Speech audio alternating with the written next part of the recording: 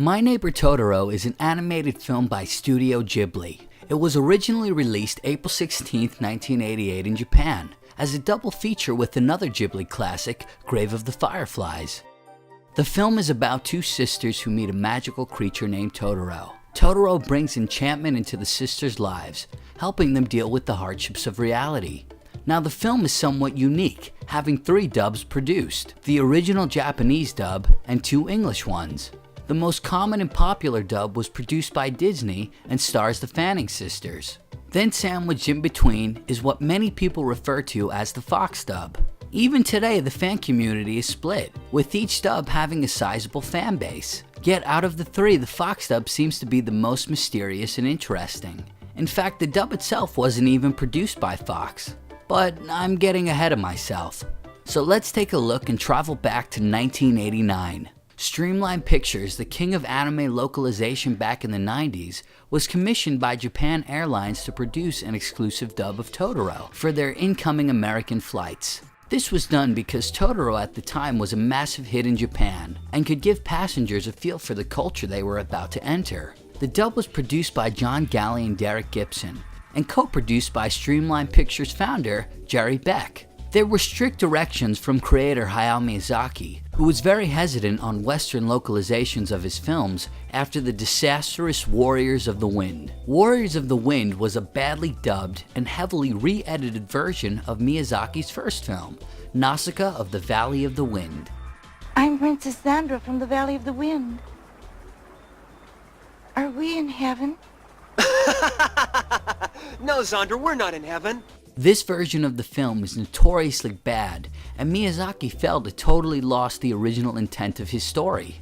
For Totoro and all sequential films, Miyazaki wanted the localization to be very faithful to the original. Nothing could be cut out, and all characters had to keep their original names.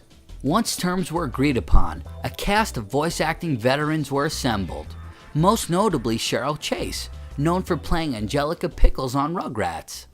After the dub was produced, it was noticed and picked up by 50th Street Films, a distribution company which was a branch of Troma Entertainment. This seemed like an odd matchup, because Troma was known for their gross-out B-movie horror films, including Class of Nuke High, Night Beast, Surf Nazis Must Die,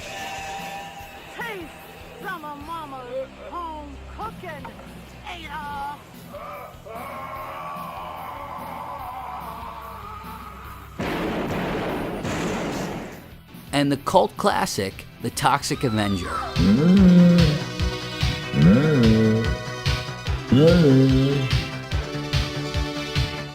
This unlikely match makes the choice to release it under their other label all the more understandable. The film was released theatrically May 7, 1993. It had a reasonable marketing budget with various TV commercials leading up to the release, but most people didn't watch it in theaters. In fact, many people didn't even know it got a theatrical release in the US. Even professional websites get the story slightly wrong. That's because 1 year later the film was given a home release through 20th Century Fox Family Features series. This is the reason we call it the Fox dub, as opposed to the Streamline or Troma dub. It's simply because this is how many kids at the time were introduced to the film. Now the big resounding question of course is, which is better? I've seen both and I can honestly say it's completely subjective. Both are solid works that do right by the story. I personally prefer the Fox dub, but I'm completely sure that's because it's the first version I saw, as opposed to it being objectively the better of the two. No matter which version you see, if you haven't yet, I really recommend the film. It captures the unique wonderment of being a child, and is a visual spectacle to all who appreciate the medium.